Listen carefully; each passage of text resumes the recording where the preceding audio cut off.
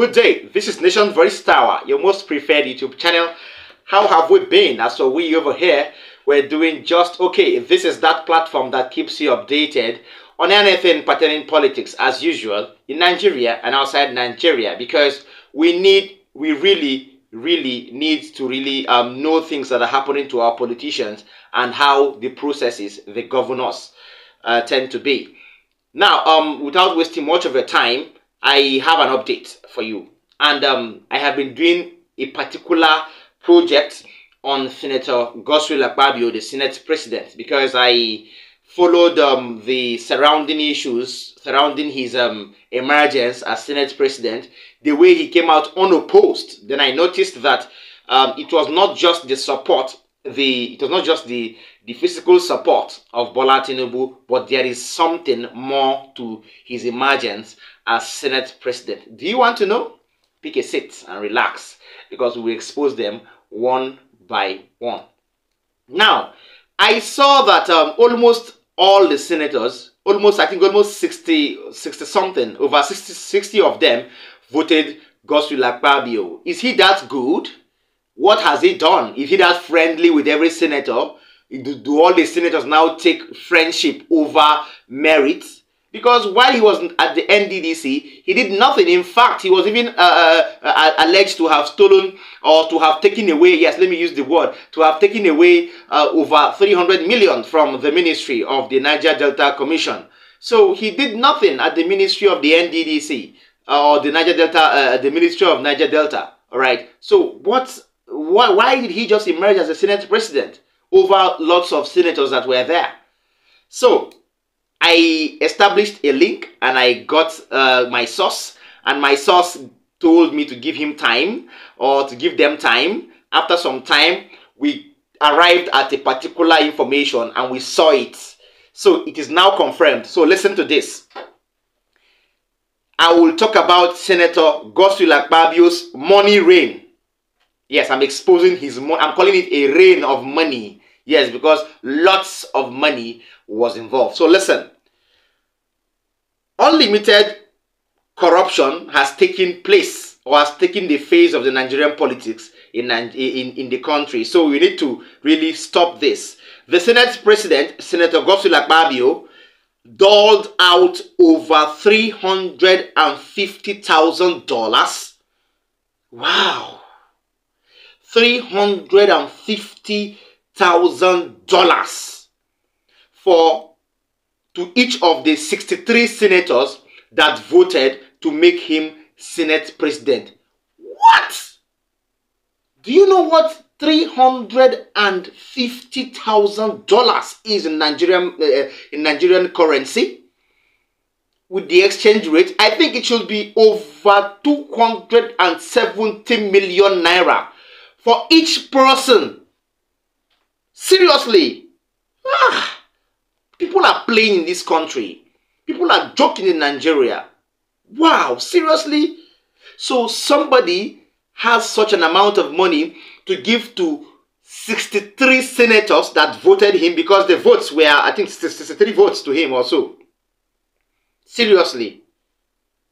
You remember when Senator Ali Ndume came on air to say that there was the rain of money, there was massive inflow of cash during the build-up to the Senate presidential election or thereabouts. Yes, during the build-up to the election that would produce the Senate president, Senator Ali Ndume came on air to say that there was a massive inflow of cash, although he said it peripherally, but what he said gave us an insight that there was a massive inflow of cash. So, it has been confirmed that Akpabio gave out $350,000, which is over 270 million naira, to each of the 63 senators that voted to make him Senate President. Politics in Nigeria is now cash and carry business. Now, Akpabio will have to look to recoup all he has spent during his build-up to his election as Senate President.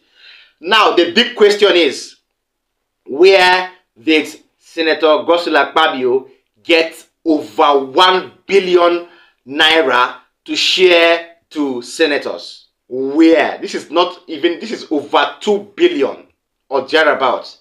So is he worth 2 billion? Seriously? You know, when Wike exposed him sometime and said he gave him money for his election during the governorship elections that Wike won in Rivers State, he came out quickly and said that was his life savings, 100 million. His life savings. Okay, fine. Let's take it like that. So this is very, very bad. Now, my take is, I feel so much, and it is evident that Godswill Akpabio did not lay his hands just on that money, but he was helped. Yes, I think Bola Tinubu played a very big role in giving him that money, because Bola Tinubu directly called people like Bello Matawale to step down. People like Abdulaziz Yari to step down for the Senate presidential seat. So not only the physical support, but I feel that Bola Tinubu doled in or wired in billions of naira to his account in addition to his own money in order to secure that seat. That means this particular Senate is going to be a rubber stamp Senate. Senator Godswill Akpabio has been exposed. No wonder he had the effrontery and the guts to tell senators physically on national TV that they have been sent prayers to their mailboxes. Millions of naira, millions of Nigerian naira that these people spend without blinking an eye. We will continue to expose them. I am shocked at the amount of money flowing, and we are here sharing just 5 billion to each state. Nigeria may not make a headway if Bola Tinubu continues. Now, I have something that is going to sound like hope to everybody in Nigeria and all the obedience. Julius Abure, the legitimate Labour Party chairman, is on a walking visit outside Nigeria. Now, he is said to visit Washington, D.C., New York City, the UK, and Arizona, respectively. This will take place between the 28th day, that is yesterday, the 28th day of August down to the 2nd day of September. He wants to have a town hall meeting with lots of Labour Party members outside Nigeria, and he wants to still strengthen the grip of all obedience and all people who are in support of democracy and the quest for a new Nigeria, as the tribunal sets and gear up to give their judgments. Now, this is to certify a sort of union and strong opposition, as, of course, the tribunal sets to give his judgment on a day that we are yet to know. Although rumors says it's on 16th September, but we are yet to confirm that. So I will allow you to watch the video so that you will listen to Julius Abure himself while he broke the news, and you will hear really what he went to do in all these states I called to you, all these cities I mentioned earlier. Stay tuned. More details after the break. Good morning, good afternoon, good evening from wherever you are. I've just concluded my working visit in the United Kingdom. I'll be leaving UK today for the United States. I'm going to land precisely in Washington, D.C. And on the 28th, I am going to have a town hall meeting and several other meetings in Washington, D.C. I'll be proceeding from Washington, D.C. to New York City on the 28th, where from 29th to 31st and 1st, I'm going to also have a lot of town hall meetings and several other scheduled meetings in the New York City. I'll be leaving New York City on the 2nd of September for Arizona, where I will have a town hall meeting on the 3rd, and we'll be leaving Arizona on the 4th back to Washington, D.C. to en route Nigeria. I want to use this opportunity to appreciate all Labour Party members and obedient movement in the United Kingdom for the massive support and for finding time to engage me to participate in all the series of events. I'm really very proud of the UK chapter for that outstanding performance. I also want to seize this privilege to say that a new Nigeria is definitely possible. I do not want us to be deterred, to be discouraged by the temporary setback. I believe surely that Peter Obi will be president of Nigeria. I'm sure that the courts will do the right thing. And for us in Labour Party, we have put our hands on the plow and we definitely not look back.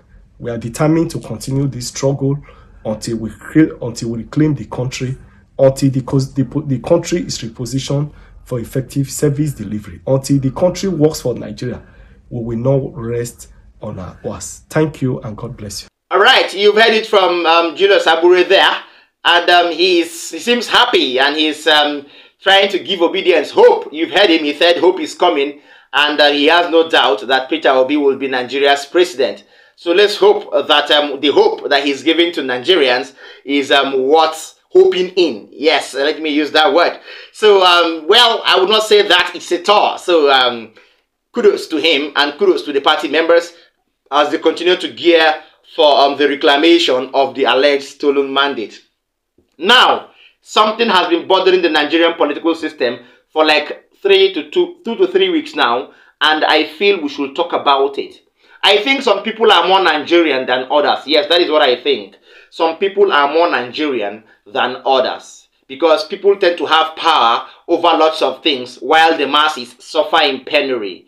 Now, this has been confirmed. This administration of Bola Ahmed Tinubu and Kashim Shettima has been confirmed to be a government filled with fraudsters, thieves, and lots of people who don't have Nigeria's interest at heart.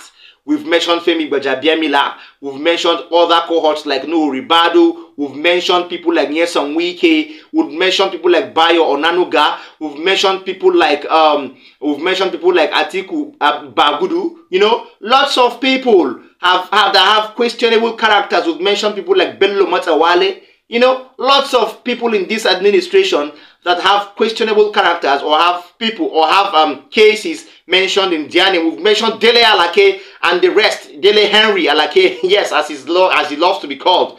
So this is an administration of fraudsters and lots of offenders. All right. Why am I saying so? There is another person on the block. Do you know who that person is? Miss Hannatu Musawa, Tinubu's Minister of Art, Culture and Creative Economy. Now, what do I have on her? There has been a conflict and controversy within the last few days about her NYSC certificate because she did not serve and she is 43 years. Alright, now she is now trying to serve as a minister. Is it done? She's now trying to go for NYSC service as a minister. She's now trying to go and serve her fatherland while she is still a minister in Nigeria. Is that feasible? That is not feasible. All right. Now, according to Premium Times publication, they reported with legitimate news and information that sometime in 2003, this same Miss Hannatu Musawa went to serve as mobilized by the National Youth Service Corps, and then she absconded. She was sent to serve in Ebonyi State in 2003, and after 5 months of service, she absconded. Now she wants to be minister. The NYSC is probing her. Do you understand me now? So the truth is, Miss Hannatu Musawa should choose one. She should pick one. You either serve your country or you get disqualified as a minister. But there is something really off about this. Why must she be a minister? Why will a minister who has not served or who has incomplete service to Nigeria come and serve as a minister? That is very, very wrong. This is a government and administration of fraudsters. Watch this video. I have an analyst on air, Dr. Constance Ikoku, a Rise News analyst, who came on board to explain the real intricacies involved in this saga involving Miss Hannatu Musawa, the Minister of Culture, Art, and the Creative Economy. Stay tuned. I mean, I'm not a lawyer, but you had a very brilliant lawyer guest who explained everything. I think that what I will add to whatever he has said is that in this particular case, it seems that we have a situation where the super privileged in our society get special treatment on many cases. I mean, this is the first time we're having this at this level, yeah, but it happens every day. So the question is, should they get special treatment? You talked about abscondment. according to the NYSC, there are so many stories surrounding this particular matter. She absconded 5 months into her service in Ebonyi State, and according to her, she was redeployed to Kaduna State, and she completed there but did not collect her certificate from the NYSC. The NYSC has a totally different story and says there's no record that she completed or she was even redeployed. So should someone at the age of over 40, when you graduate, you should serve when you're under the age of 30. Then when you're 30, you demand for a certificate of exemption, you get it promptly. She is over 40, I think about 43, you know, serving a space of time that she should have served in the past. Is that even legal? You understand what I'm saying? So the lawyer has said that, you know, that there's a problem with this. Not only the legal problem, there's also a moral problem to this. What's the hurry in serving as a minister? Shouldn't you have also, if NYSC had said, okay, serve out your term, shouldn't you have just served and wait to be appointed minister next time? Why do you want all the drama that is surrounding you at the moment? But in this case, is there a possibility that she gets a presidential waiver? Waiver, that's a special treatment I'm talking about. If you give her a special treatment, but isn't that allowed all over the world? And that's why we see presidential pardon to those people doing time. Are there two laws in this country, or is there one law? It seems like there are two sets of laws for the privileged in society and for the less privileged.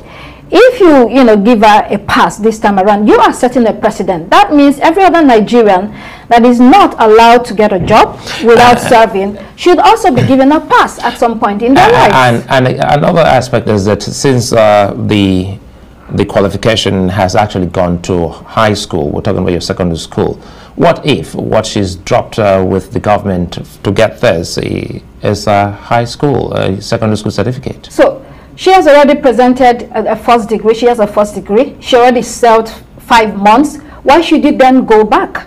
An afterthought, you know, because you're desperately trying to be a minister. It's quite funny.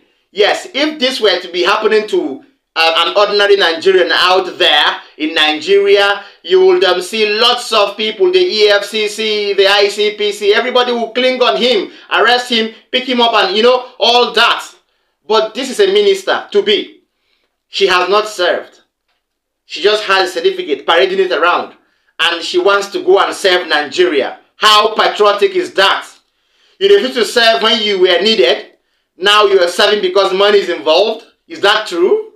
So please, please, let us put hands together to make a new Nigeria very, very evident. Because if people like Hannatu Musawa will be allowed to be ministers in Nigeria, that means we don't have a political system, we don't have a democracy. Hence the reason why we all say no to Bola Ahmed Tinubu and Kashim Shettima. We hope on the judiciary to make things positive as regards their judgment in the days to come. Thank you so much. I urge you to like our videos, share them, watch till the end, and don't forget to always drop a comment for us in the comment section. I love what you're doing in the comment section. I would love to appreciate you. I will appreciate our viewers too for the views you've been giving us all along. I tell you, kudos. You're doing more, and I will do more too to make sure you get what is needful as regards Nigeria. Please, if you're watching me for the first time, tap the notification bell as well as the subscribe button so that we'll always link up anytime I'm on to give you updates and secretive explosions and expository news. Alright, thank you so much. See you next time. Bye.